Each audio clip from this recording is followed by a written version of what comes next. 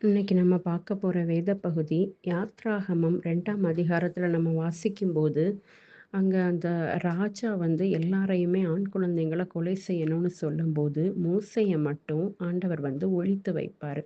3 மாசம் அவனுடைய தாய் வந்து அவங்க ஒளிச்சு வச்சாங்க. 3 மாசம் ஒரு குழந்தைய ஒளிச்சு வைக்கிறதுங்கிறது சாதாரண விஷயம் கிடையாது. ஆனா, அவங்க அத பண்ணி அதுக்கப்புறம் அந்த மோசே வந்து அந்த ஜனங்கள பார்வோன் கிட்ட இருந்து எகிப்தில இருந்து மீட்டு கொண்டு வருவாரு. அதுக்காக ஆண்டவர் வந்து அவர அப்புறம் உபயோகப்படுத்தினாரு.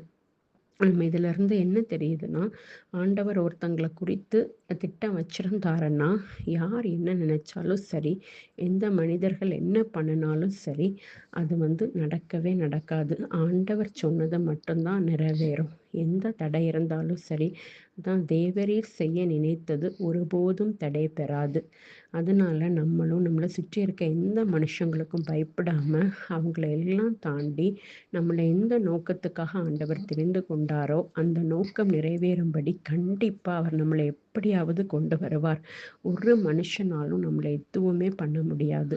நம்ம ஆண்டவரோடு கூட நடந்து, ஆண்டவரோடு கூட வாழும்போது, யாராலயும் நமக்கு எதையுமே செய்ய முடியாது. நம்மள குறிச்ச திட்டம், குறித்த நேரத்துல கண்டிப்பா ஆண்டவர் நிறைவேற்றுவாரு.